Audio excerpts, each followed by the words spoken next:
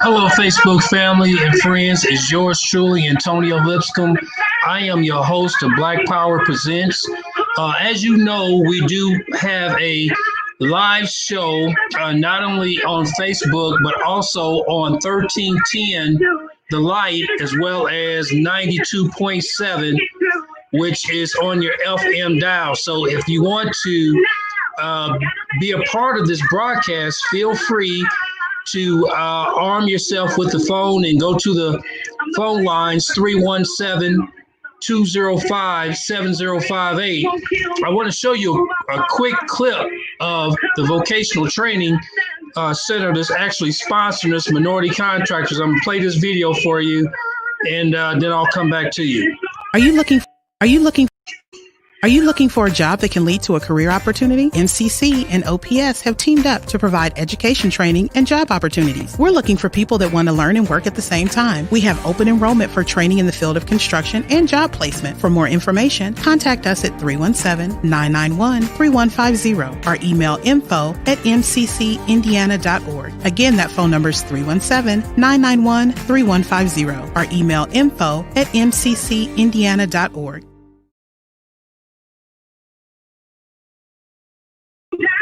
Okay, family, that is our commercial for our construction training program. If you know someone who is looking for a career change, if they want to get into construction or related fields, feel free to contact me or go on our website. Our website is mccindiana.org. That's mccindiana.org. I'll try to put it in the comment section here. I don't know if it will work on Facebook for us, but again, the web address is mccindiana.org. That's mccindiana.org. I'll play the commercial again for you so you can get ready to get all the information. I'll play it for you one more time. Are you looking for a job that can lead to a career opportunity? MCC and OPS have teamed up to provide education training and job opportunities. We're looking for people that want to learn and work at the same time. We have open enrollment for training in the field of construction and job placement. For more information, contact us at 317-991-3150 or email info@mccindiana.org. Again, that phone number is 317-991-3150 or email info@mccindiana.org. Are you looking for a job that can lead to a career opportunity? MCC and OPS have teamed up to provide education training and job opportunities. We're looking for people that want to learn and work at the same time. We have open enrollment for training in the field of construction and job placement. For more information, contact us at 317-991-3150 or email info@mccindiana.org. Again, that phone number is 317-991-3150 or email info@mccindiana.org. This seminar is absolutely all right, family. That is our commercial. Hopefully, you got all the information. Again, the training is at no cost to you. We're getting ready to go on radio in a minute. When we go on the radio, I do have some clips that I'm going to play, and those clips will let us know about what we're going to talk about today. We're talking about police brutality. Of course, we got a wonderful guest that's going to be with us, LaRon Anderson with Black Indie Lives. We're going to be reporting about Jacob Blake and this situation that is going on in Kenosha, Wisconsin, and also hopefully he can give us an update on Drayshawn Reed and what's going on in our own backyard. To try to have a local show. However, I think this Jacob Blake situation has kind of rocked the nation, so we want to talk about that. So we'll be back with you in a moment.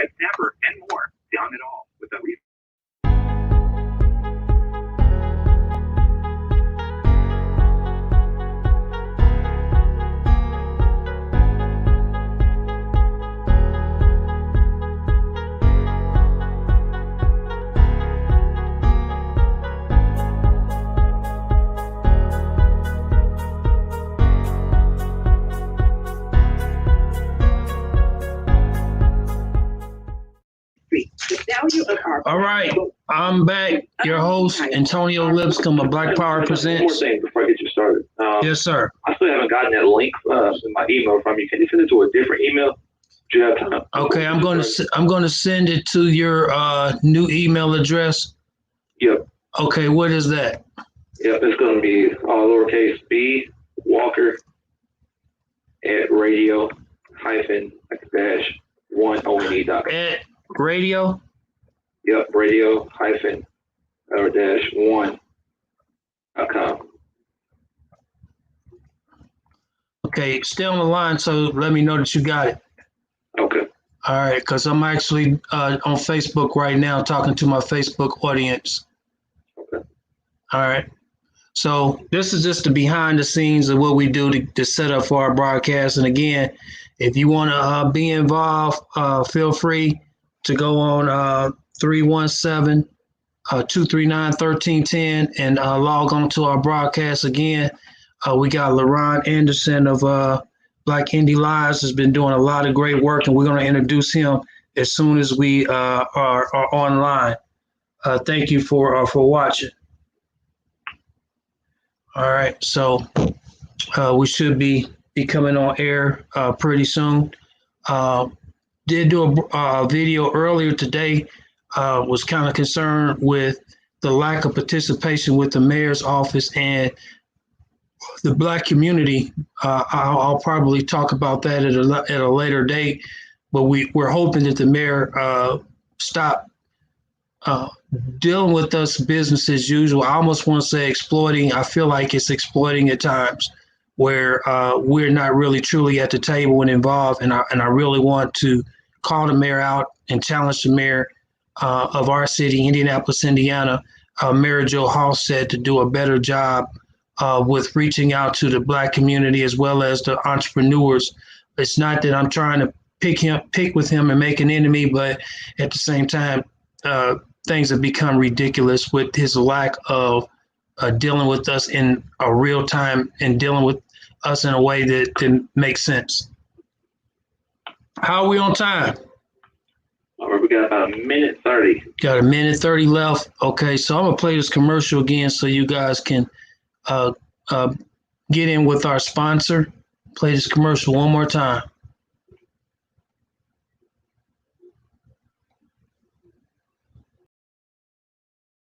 Are you looking for a job that can lead to a career opportunity? MCC and OPS have teamed up to provide education training and job opportunities. We're looking for people that want to learn and work at the same time. We have open enrollment for training in the field of construction and job placement. For more information, contact us at 317-991-3150 or email info@mccindiana.org. Again, that phone number is 317-991-3150 or email info@mccindiana.org.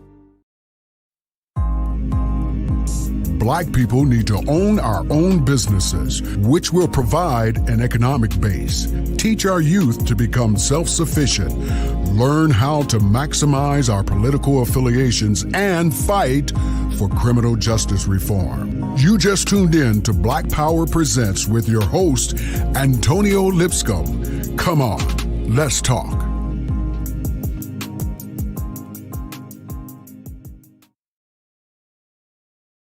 Antonio Lipscomb 20 seconds. with Black Power Presents. We got about 20 seconds before we go live on the radio broadcast with 1310 and 92.7. 1310 is on the AM, and 92.7 is actually on the FM dial.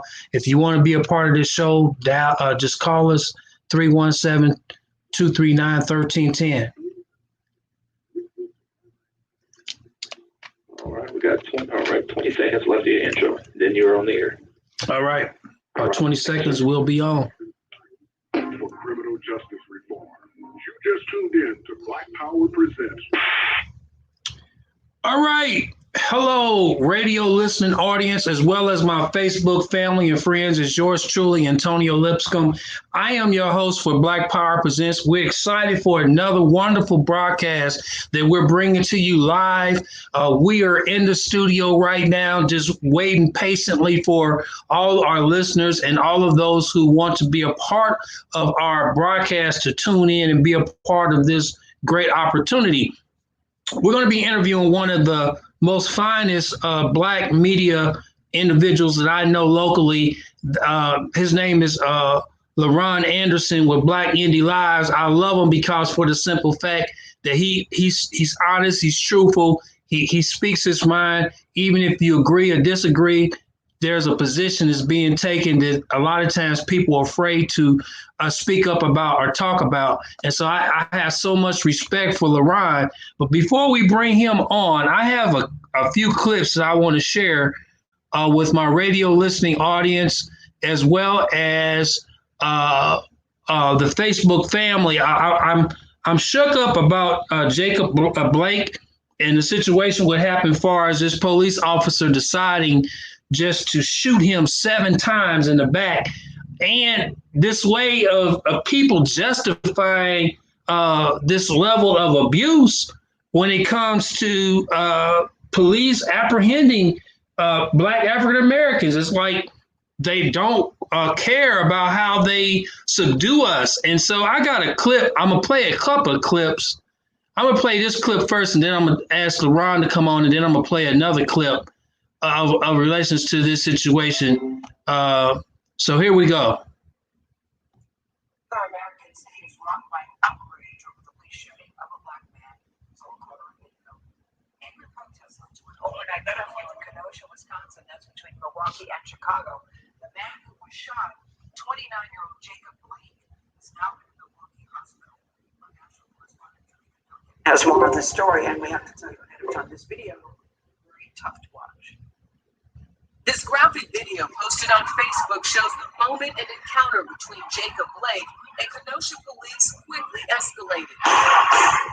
Screams rang out as police fired at least 7 shots Sunday evening. Blake appears to have been shot in the back as he entered the driver's side of an SUV at gunpoint. His children were reportedly in the vehicle. It is unclear whether police believe they saw a weapon. Oh, you got a kid. I think I've had a problem with him. I always see him every day. Parks right behind me on the street. Local reports suggest Blake was breaking up a fight between 2 women when the police were called. That part of the incident was not caught on camera. A large number of protesters confronted officers in Kenosha Sunday night. In addition to peaceful demonstrations, at least one police officer was reportedly attacked when protests turned ugly elsewhere. A countywide curfew was put in place overnight. Wisconsin Governor Tony Evers released a statement saying, "We stand with all those who have and continue to demand justice, equity, and accountability for Black lives in our country."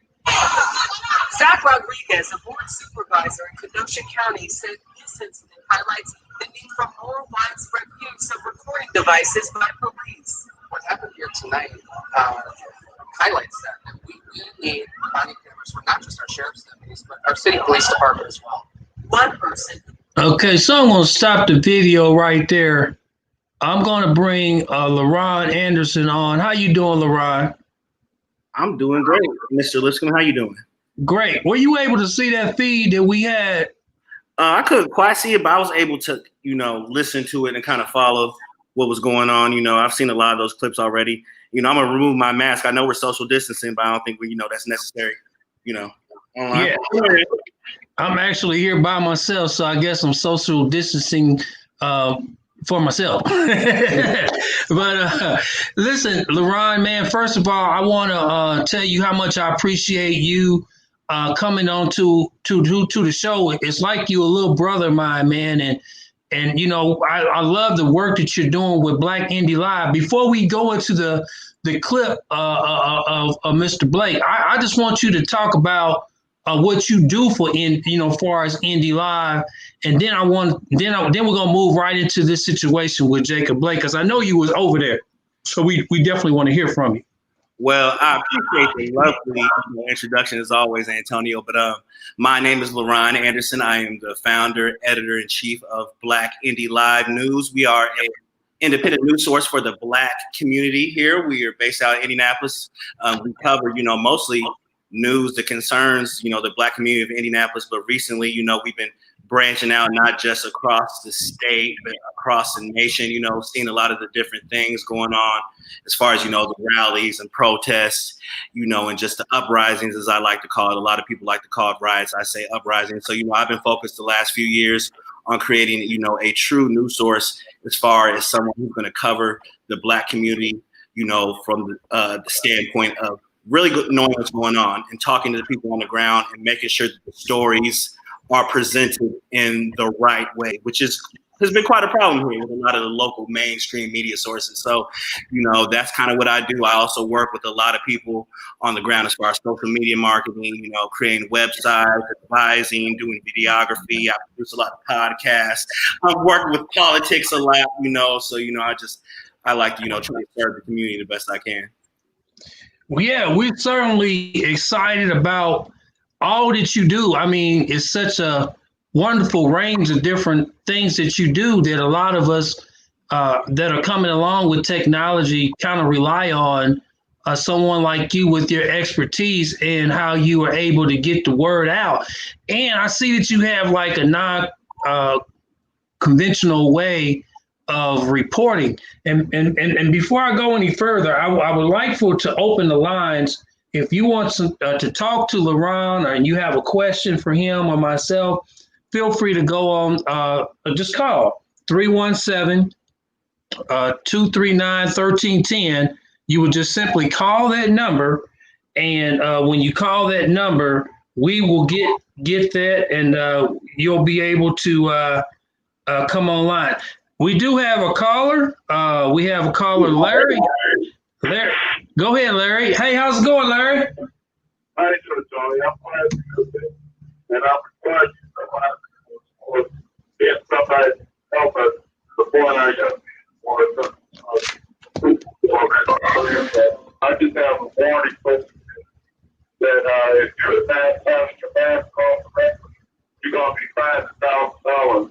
And the $1,000 go bad is going to be your property tax. So that's just another way to property or some infraction that can be arbitrarily enforced by the health department. Nobody can take the life. They can't. They think they're trying to play God. I think the sports sham of coronavirus that was pouring out to be stopped, that the red line doing everything, and it's nothing but a big sham. So just remember, when you're in a program, there's going to be 127 people out there looking to see if you don't have your mask on your nose. If you don't have your nose covered, it's $1,000 fine that goes on your property. Oh, well, thanks, Larry. Thanks for calling in. Larry always gives us the latest and greatest of what he knows in relation to the coronavirus. And what he was saying was that if you don't wear your mask, that you could get $1,000 fine. I would have to check that out with Dr. Kane and others to see if that's actually the case. I thought there was more of a lenient approach to that before you get up to that $1,000. However, I haven't researched that. But let's keep in mind our show is about police brutality. And I know LaRon has been one that has worked extremely hard in this area. As a matter of fact, I'm thinking I'm going to be down there with Drayshawn Reed as one of the main persons. And lo and behold, guess who's there before I'm there? And that was LaRon on the scene doing this thing with the Facebook Live and led a lot of people down to that scene with Drayshawn Reed. But let's talk about this Jacob Blake. And again, if you want to be involved, just call 317-239-1310. You're able to be involved, and we're concerned about this police brutality. LaRon, give us some understanding of what you do in relation to this situation and how you think it's unfolding. So this is the Jacob Blake situation? Yeah. I mean, it's about what you would expect, we have been dealing specifically with the Black Lives Matter movement, which I try to define it because I think a lot of people have their own ideas of what Black Lives Matter is.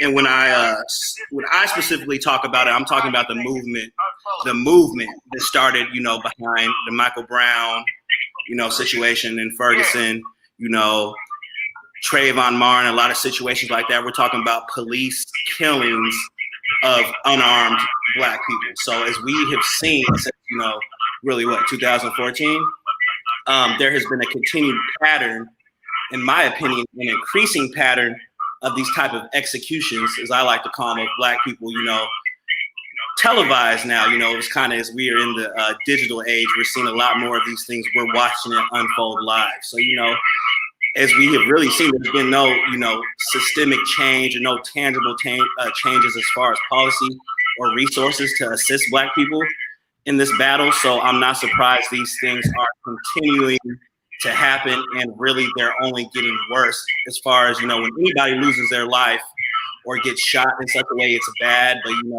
in Jacob Blake's case, you have somebody getting shot 7 times in their back, with their kids, and, in the backseat of the car, and in the same situation, we see that exact same police force allow a mass shooter to murder 2 people and, walk by a police convoy with a assault rifle, and they don't even detain him. So, I think this is really almost the greatest, I hate to use that word, but the greatest view of the contrast of policing in America and systemic racism within the police force. So seeing all this kind of come to head in Kenosha, I felt like, this is kind of something that I wanted to be at myself. And, I headed down there. Right. For some reason we get a little bit of feedback from your side. While we make adjustments on that, if I can turn down my audio, let me know, because I can have it so there's no audio coming for you, and that might help if there's feedback. Yeah, we're getting a lot of feedback from you. We definitely want to hear everything that you're saying, because that's a whole lot better. Yeah, we're getting a lot of feedback. But anyway, let me play a clip for you, because as I was watching a lot of these, different videos, and I just wanted to get all of the perspectives of what one might think. So this one's on YouTube. It says the truth about Jacob Blake. And I want to play this perspective, not to say that I agree with it, but I just want to give the full way of how some people think that they will use people's background to allow justification for this type of situation. So let me play this clip for you real quick. One was a cross street where you could not see the passenger side of the vehicle, and the other was filmed on the same side of the street that the incident actually started with, and it does show the passenger side of that car. Now, the one they're showing on the news is not the one where he's fighting with police officers on the passenger side of his vehicle before he walks around. That's right, he is in an active fight with law enforcement on the passenger side of his car before he gets up off the ground and walks casually around the front side to his driver's side. The other angle shows you that, but of course the news is not going to show you that part. Nobody's mentioning the fact that Blake had active warrants that were issued against him on July 7th. What were they for? Can you take a random guess? And he's just not of domestic violence charges. Kenosha is not a big town. It's about 100,000 people.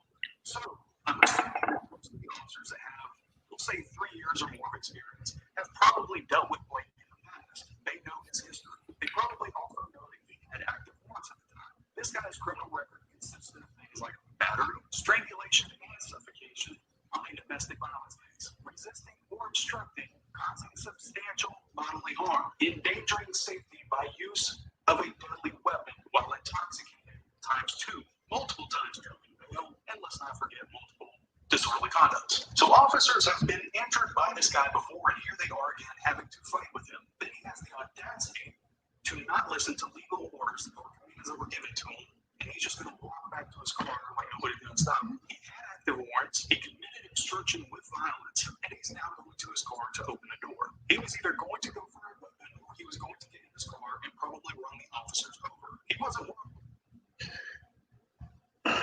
I'm hoping that you guys heard what this man was saying. LeBron, were you able to hear it?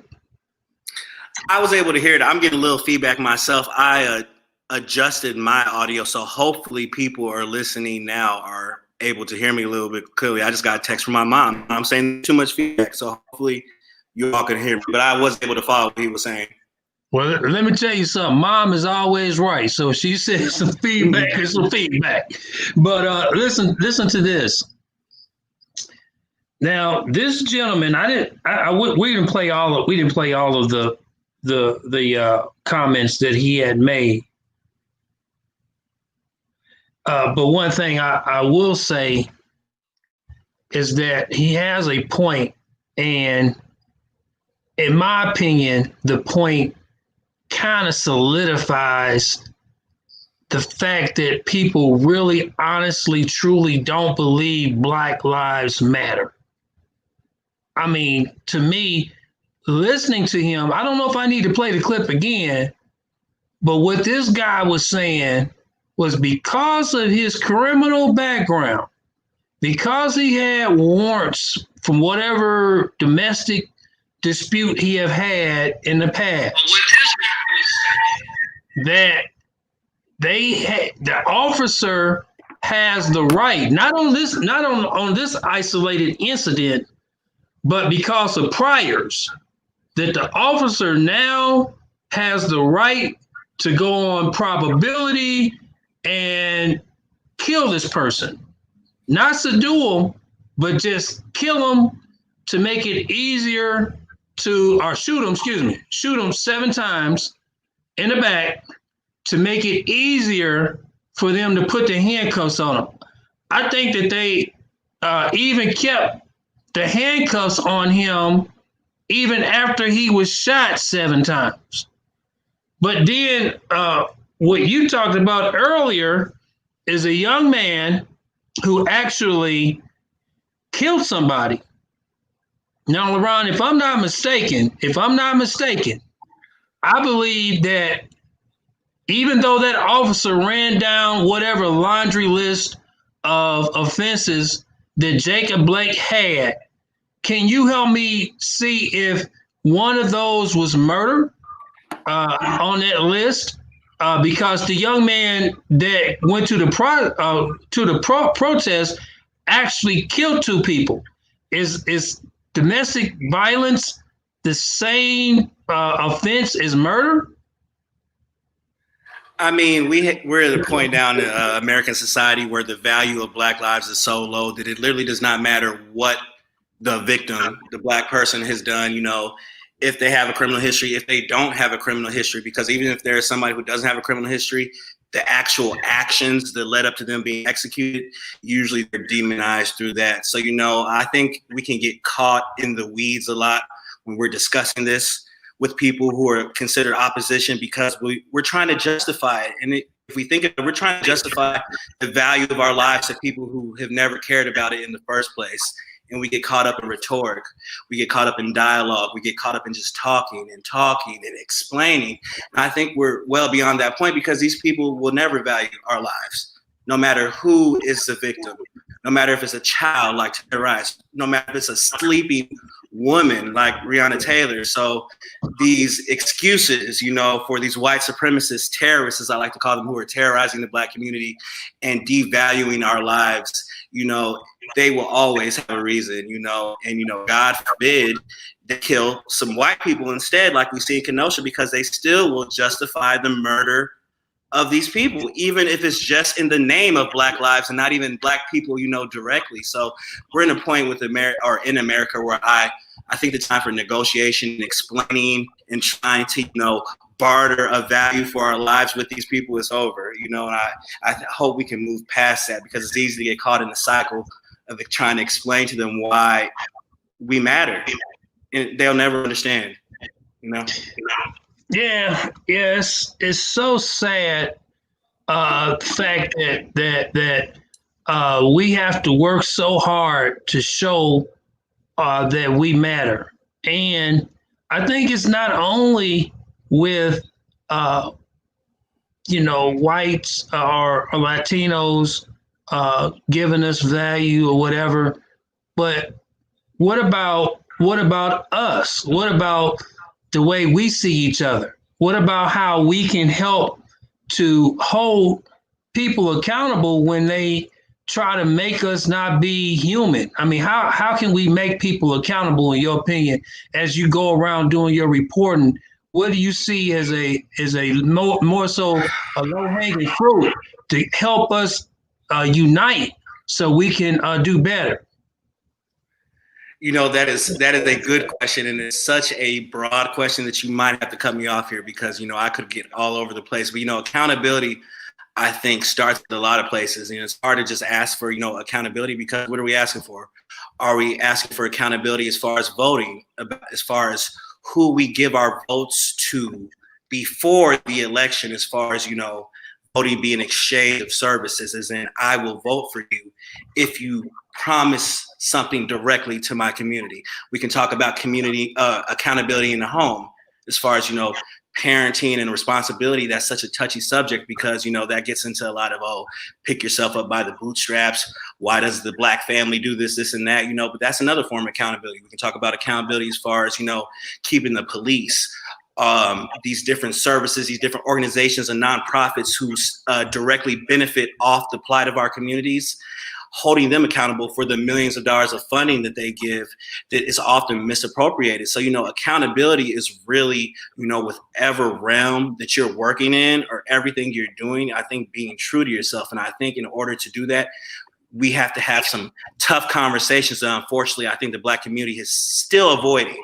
or is still, quite frankly, scared to have openly, you know. And as far as, you know, my reporting, you know, I worked with your campaign, obviously, which was an independent campaign, you know, getting to see kind of how the politics in the city works, you know, from a bird's eye view, and not just working with you, you know, and working with both parties in the city, working with Republicans and Democrats, interviewing people from the mayor on down to different city council members. I think we don't really understand what accountability is because we have let the people that run the city of Indianapolis go unaccountable for so long. And then when it truly comes time to hold them accountable, which was last year, y'all, it was last election, we dropped the ball.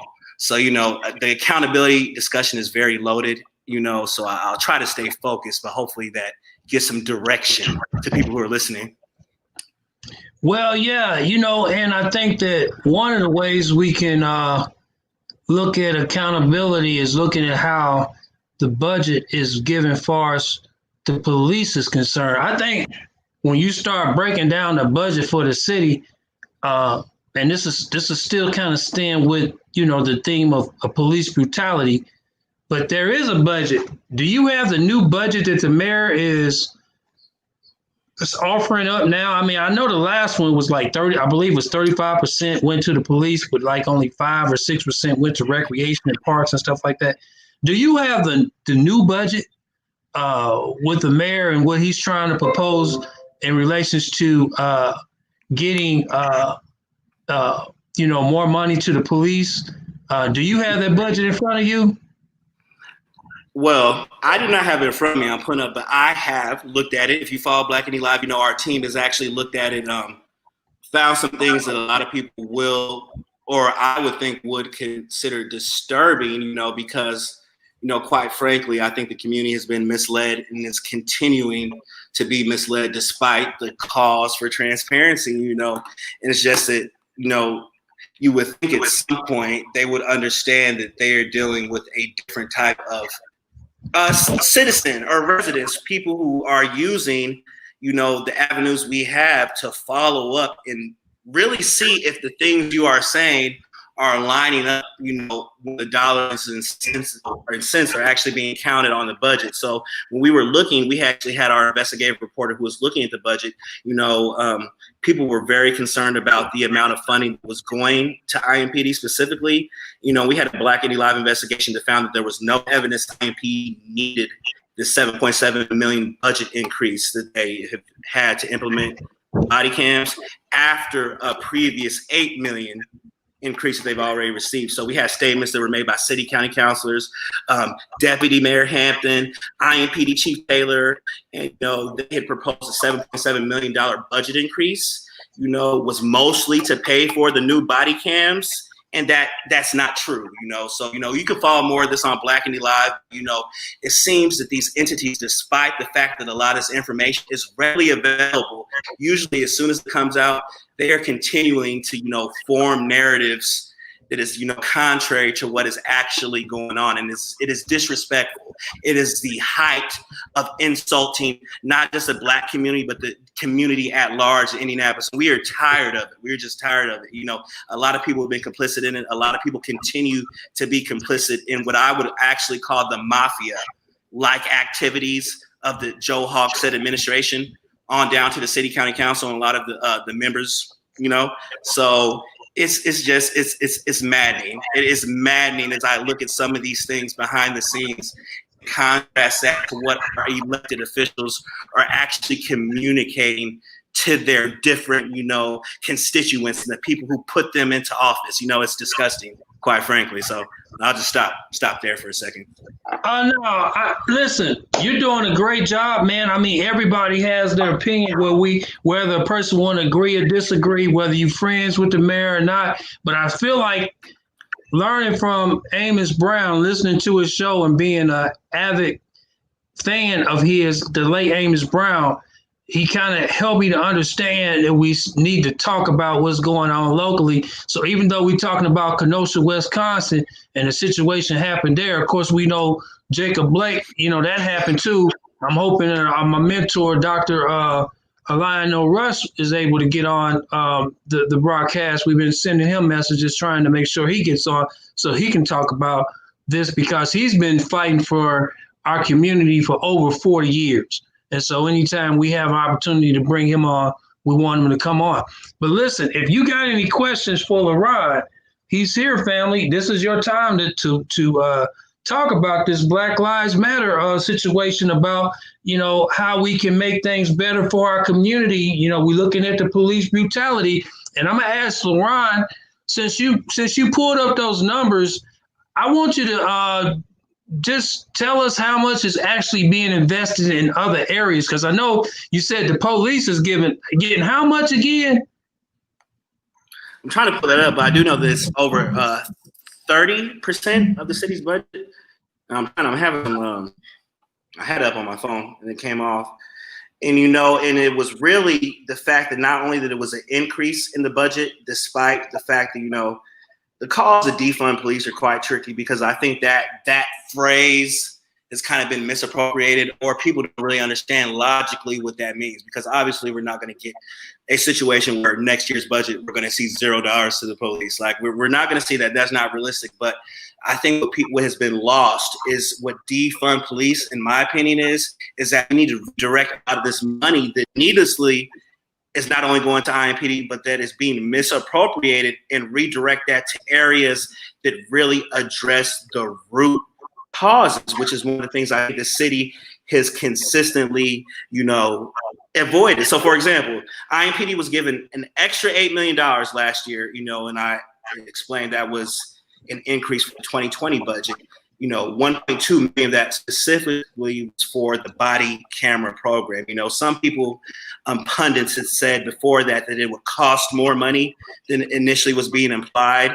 I think that has come to true. Now, we had a one-time 1.2 million body cam setup fee that was allotted in the 2020 budget that won't be needed in the 2021. It could be applied to paying to like the 1.6 million. So we're having these increases, and we're seeing things like an extra 8 million that's going to IMPD, which could go to programs such as, neighborhood resources, youth mentoring programs, anti-violence programs, a lot of these grassroots organizations. So when people talk about defunding the police, we're talking about instead of increasing the budget for programs. And, body cams is something that I think is needed, but I think has been put out, sloppily, and not, the administration has not been clear on it. So we have a lot of questions that, have remained unanswered. But while that is something people can argue with or argue against, we do have a almost insignificant amount of funding from the city going into mentoring programs, going to youth violence initiatives, going into, youth mentoring, or, youth, I would call it almost vocational programs, a lot of programs like Code Black Indy, the MLK Center. So I think that we just want to get a piece of the pie at all. And that is not happening. The only money really going is towards the anti-violence, the 300,000 or so that's given every year, and that's really a small, insignificant portion of the city's total budget. So instead of the exact numbers, I want to just make it clear that I think that we need to have some percentage going into initiatives that are addressing the root causes. You already know with minority contractors collaboration, you're doing the reentry programs, a lot of vocational things like that. So you were able to, you had to, kind of go to the governor, go to some of the state level grants, but we have opportunities to do that on a city level too, which I think is consistently ignored. So, I'm going to cut myself off again because I could be long-winded with a lot of these answers, but, I think that's the general idea, that we need to have a clear look at the budget and redirect some of this funding to true on-the-ground grassroots programs and initiatives. Well, I say, what about organizations like yourself? I mean, why not invest in Black media? Because it's obvious that there is a huge disconnect when it comes to our community versus the mainstream media. Why not have the city, for example, I was over at the Boys Club today, right off of 30th Street, 30th and Keystone. And they were doing a video over there, Employee Indy and yes, Indiana doing a video, and wasn't no Black people involved.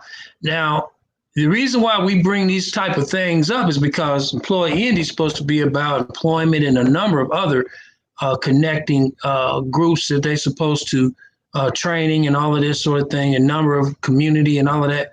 But most people don't even really know or even heard of Employee Indy in our community. Just because I'm a training provider, that's the reason why I understand who they are. But most people don't even know in our community who they are, yet they're supposed to be the hub for so many different other areas that affect the community. And so the reason why we're talking like this is because when you see situations like Jacob Blake trying to get justice for those type of situations, we never talk about what leads up to those situations. For example, he had his children in the car, so that tells me he was a family man. If he had his children in the car, whatever domestic dispute they had, whatever was going on, it's hard to speak on that because that's between a judge and a jury and that person, whatever was going on with that. We know relationships and problems and things of that nature can be quite controversial. However, I think it was reported that he was actually trying to break up a fight between two people, and I think that he was able to successfully do that. But at the same time, the officers were trying to arrest him. I don't know if it was due to a warrant or whatever, but a lot of these scenarios happen due to trauma and stress that a lot of these Black families are up under because of the lack of resources, because of the lack of funding, because of the lack of education, et cetera, lack of healthcare, et cetera, et cetera. So a lot of times people mentally are struggling trying to make it, and then when these situations happen, they make it seem like, oh, this person was just a straight up animal. He wasn't really no good. And the police done us a favor by, shooting them and paralyzing them. That's how they kind of come off about that. And so what's your thoughts on that? So it's really frustrating. I think this is one of the most frustrating parts because, last year, not just during the election season, but during the mayoral elections, particularly in Indianapolis, one of the things that, a lot of people attribute me to starting, which I can't really take credit for, was the Black agenda. And, a lot of people ask what the Black agenda is. In my opinion, it's the idea that you have a specific, and very clearly, I would say this, a specific plan to give resources or legal protections or legislation specifically, again, to the Black community. And I will again emphasize, not the community of color, not the brown community, not the POC community, the African American, the Black community. So during last year's mayoral election, while I was covering the first debate, I was in the press room and I asked current Mayor Joe Hogsett and his then opponent, Jim Merritt, what was your Black agenda? Well, and that kind of, from then on, it became a huge thing in the debate, and I think what got lost in that is that Black people are at a point where if you are not specifically going to advocate for us or tell us why us giving you a vote is going to benefit our people specifically, then we're really not going to care or engage a lot of, and I can only speak for myself, and I believe the younger generation, the millennial, post XYZ, whatever you want to call it, younger than that. And instead of us, wanting to get symbolic victories, or celebrate, candidates or whatnot, we are demanding tangible, actions. And if we don't get that, we can't really control how people are going to react now. And it's sad because I think the Black Lives Matter movement has gotten lost because now, if somebody says Black Lives Matter, I truly believe white people think that means all Black people, whether it's a situation like Kenosha where it's mostly white protesters who are there, or it's a situation where it might just be an isolated group. White people have associated the Black Lives Matter movement with us as an entirety. So I think that as we go into election season and it's so heated, people have kind of lost fact that we need change. Like, we need actual change, and we need a plan for the Black community. And, one of the things that has to be on this Black agenda is how we can punish these officers who are executing, brutalizing, and just terrorizing us. And a lot of people think it stops and ends with police action murders, but it doesn't. Driving while Black, disproportionate sentencing, just being the feeling that the justice system will never support you in the Black community until we start seeing how we're going to change this. And both parties, Democratic and Republican, are not talking about this. We're getting a lot of symbolic gestures, and now we're seeing that we have half of the Black community that's not engaged. They don't want to vote. They don't see why it matters. And we have another half that's kind of, blue no matter who. We're Democratic, but we're not holding the group that we vote for the highest, the group that we are the most loyal to. We're not holding them accountable for change. So I think we're in kind of like a powder keg situation now, as we can see, where people, not just Black people, but people all over, some of them are fed up, but some of them are actually using our movement and co-opting it to kind of do their own thing. So it's just, it's unsettling. It's unsettling. And we talk about trauma and stress and PTSD and mental health services. I was saying yesterday on my Facebook page that unless we have a massive increase in mental health services and treatment in the Black community within months from now, we're going to see a skyrocket in suicides. And I tell you why. I cannot think of a time that a Black person just in general in America, besides, I'm sure the 60s and slavery was pretty bad, but just in our current lifetimes for a lot of our younger people, it's psychological torture every day. We're watching our people get killed live on video. We are seeing traumatic things. We're losing our heroes. We lost Kobe. We lost the Black Panther. It's like we're seeing that, there's just a traumatic situation in almost every large Black city or large Black population in America. And it's scary. It's scary what I can only imagine the youth, the kids who really don't understand, but who are still kind of seeing everything, what their minds are going through. So really what I say towards that is PTSD is really bad right now. And I say, just from me reporting a lot of this and being on the ground, and, I was filming the riots, the uprisings here. I have PTSD. I said to myself, I'm having to get counseling just to get my mental health, because just kind of reporting and seeing it every day and walking through these scenes and reading these stories, it's hard. It's hard to keep a good balance. So right. It's almost hard to put it in words. You hear I've kind of rambled for the last few minutes because just trying to describe everything that's going on, and then going to Kenosha myself after seeing what happened, it's hard to describe. I'm trying my best to make sure I, as Black media, can kind of just capture these stories, these images, these videos, and get it out there, because this is history and it's going to have to be told one day. So, Well, you know what, LaRon, I'm thankful that you're able to come on and talk about it, because it's therapeutic for us all to have somebody that's dealing with this in real time to come on and talk about this. I think the more we talk about it and try to believe that there's a solution, then I think the better off we'll be. Let me see if I can share the rest of this clip. I want to show the rest of this clip. Who said they're a member of the local Black Lives Matter chapter, says the video is just the latest in a long line of events of police brutality against Black Americans. We're tired of it. And right now, this is the wrong generation that this is happening to. The frustration is going to the top, and we're sick and tired. That was Jerika Duncan reporting very distressing video. He's right. We are sick and tired. It's the thing, Anthony, that even if he had a gun and it's not clear to anyone that he did, he's still shot in the back as he's getting in the car. In the car. And you see the woman who's jumping outside. There are children in the car. Her children are in the car as we're watching this. Thank goodness for the videotape so that we can continue justice in the story. That's very disturbing to see. There were body cameras as well on the cops, though. Yeah, so that's that. So we're going to take a call now. Dr. Rush is online. We want to hear from Dr. Rush. Wish she could have got him on the show. Hey, how you doing, doctor? You doing all right?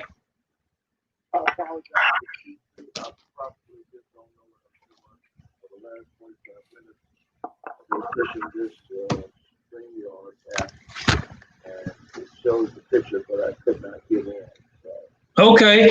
Well, you can stick with us as long as you like on the telephone. We asked that the technician kind of turn up the volume for us so we can hear you pretty clear. But Doc, have you been able to follow us at all with the dialogue that we've been talking about? I've not been able to, because the first time I've even heard you is when I just finally broke down and just used the telephone. All of the apps did not work for me, and it made me just me. But I could see my own self, but I couldn't see anybody else, and it kept saying wait to be brought in. So I've been waiting for 45 minutes. Okay. Maybe. So I apologize. Well, no, that's okay, Doctor. I think we sent out one, then we had to set up another one, so we wanted you to go to the last email and you would have came on. I did send it to you again. But however, we're running out of time, but I want to make sure we get you in to talk to you. We got LaRon Anderson with Black Indie Lives. This talking. He does a reporting all across the nation. He was in in the Kenosha, Wisconsin, with this Jacob Blake situation. Kenosha, Wisconsin. He was over there. I think what bothers me about the whole situation in Kenosha and in Portland, I happened to hear the mayor of Portland today as I was coming in, trying to get back for this broadcast. Look, you all, you young people are always talking about stay woke, and I want to emphasize that. Stay woke. You got a president of the United States who just collected all of these mailboxes. Election. You got a president of the United States who's got 183,000 deaths on his hands. And he has a whole convention and barely mentioned any of that, but he mentioned the violences out here. He mentioned the violence in democratic cities. I want you all to think for one moment the fact that a white 17-year-old could shoot people in Kenosha and walk with his hands up, get bottled water from the police department, walk with his hands up with an AK-47 and not have anything done to him. But on the other hand, a young African-American can have his T-shirt full with 3 babies in the car and 7 shots to his back. And the president continues to say, as he said 2 years ago, there are good people on both sides. He was talking about the teachers charge people, and we're talking about you shall not replace me. And so here's what I want you to make the step. Connect the dots, young people. Please connect the dots. Anytime a president of the United States, which bill $391 billion that the Congress appropriated to Ukraine, who was in a hot war with Russia, to get dirt on the Bidens. And anytime that same president will have his intelligence committee not to talk to anybody in Congress about the intelligence on the upcoming election, which he just did this week. And anytime he will go in and foment violence and try to put the races together with a race war, and to get vigilantes to go out there and so-called help the police and say that he's going to come in and bring militias without badges and guns and so forth, without badges and identification in these major cities, only in Democratic major cities where there are black people. Anytime those kinds of things happen, and the fact that he wants to make sure that he does not talk about at all, he does not want to talk about coronavirus, he doesn't have a strategy, he doesn't have a plan. All he wants to tell white people is that those doggone black cities, those big cities and problems in the black city, want to put emphasis on that. Don't put anything past him that he and his folks and all the people that surround him is trying to ferment things to start a race war, to start a conundrum, to start a kerfuffle, so that we can take our eyes off of the election. Just think about this. A week or so ago, he brought his donors in to run the post office. The post office made and he made the post office in the sham. And right away, he started talking about how bad this election is going to be because absentee theft is going to be bad. I would not put anything past this nefarious, evil president. He will start a race war. He would do anything he can in order to stay in power. And then one last thing I'll say, and you guys take your show back. You need to understand that the Supreme Court now has told that man he's got to give up his sex return. The Southern District of New York is on him like white on rice about these sex returns. In 60 some odd days, when we go to the polls and vote, if this man loses this election, he has no protection at all for all of the things to be done whenever the Southern District of New York, we've already called him an unindicted co-conspirator because of the rules of the Justice Department wanting to indict the city president. You can see the handwriting on the wall. He's not going to be able to pardon anybody, including himself. This man will do anything. He will destroy this nation. He will put blacks against whites. He will do anything in order not to lose this election. And so, young people, stay woke. This is what's going on.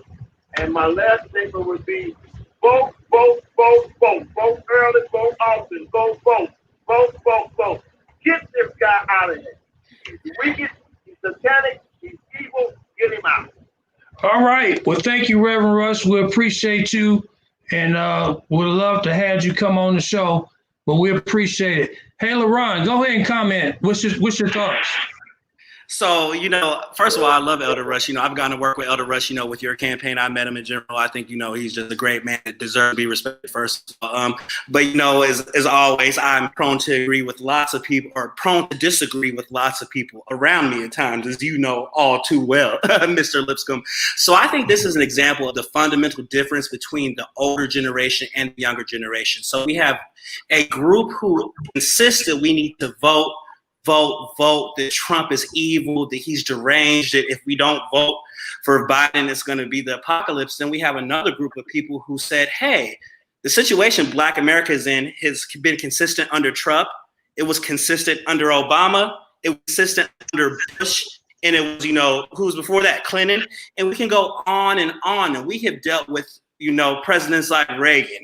We've dealt with literal slaveholders, presidents who held slaves, who owned slaves. And we're at a point where a generation, you can no longer tell us to be scared, and that's the only reason to vote. And you're telling us to vote, but you're not talking about what tangibles you're going to offer us to make the situation better. Because as I said when I first got on the air, Black Lives Matter started under President Obama.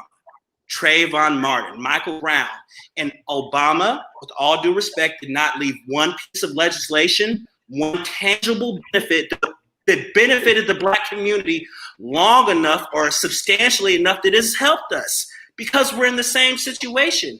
We talk about this is Trump's America. No, this is America. This has been America consistently. If there is a Democrat or a Republican in office, it has been the same. So until we start voting for people who are specifically making plans to better our community, it doesn't matter.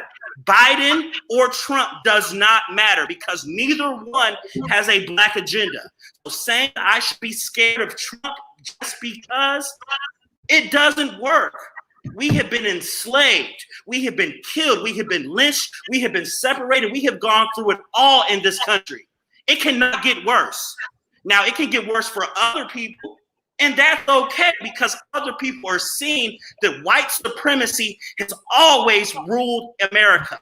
And until we start dealing with the root causes of white supremacy, until we start seeing how bad it is, we're not ever going to be able to address it. That's why I am thankful that Donald Trump was elected president in 2016. Since then, the Black community has rallied together as entrepreneurs for Black empowerment, for exposing the racism. Frank Kennedy just walked across the nation, and I interviewed him, and he exposed the racist, rural white supremacists that would be under the radar if this was not a Donald Trump America. So instead of telling us to be scared and to vote because there's no other option, start encouraging the Democratic Party, who the Black people have supported unlike any other group, who we are the most loyal to, who we are pandered to the most.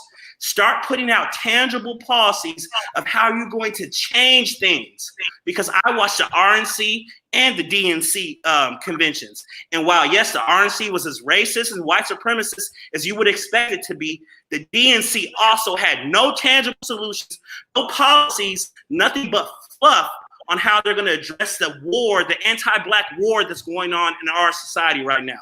So telling me to vote and to be scared, and that's the only reason, we're not going for that anymore. So I encourage strongly that you tell your politicians to put out an agenda specifically for the African-American community. You communicate how us voting for you is going to improve our situation in every hood and ghetto and Black urban neighborhood in America. And maybe then you will start seeing a shift of the younger Black community coming back to the polls, because right now there's no progress being made in our polls right now. So I can't really tell anybody why they should vote this presidential election. And I'm just being honest. Well, LaRon, thank you. Man, you loaded and we out of time. But I want to tell all our Facebook family and friends, as well as our radio listening audience, I thank you for tuning in. We're thankful for LaRon being honest and truthful.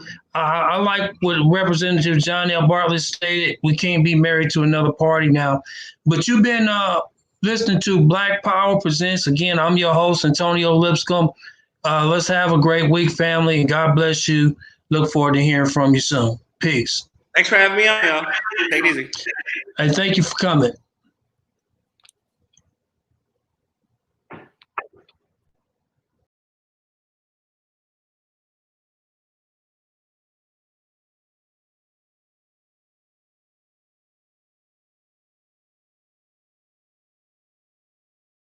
Are you looking for a job that can lead to a career opportunity? MCC and OPS have teamed up to provide education training and job opportunities. We're looking for people that want to learn and work at the same time. We have open enrollment for training in the field of construction and job placement. For more information, contact us at 317-991-3150 or email info@mccindiana.org. Again, that phone number is 317-991-3150 or email info@mccindiana.org.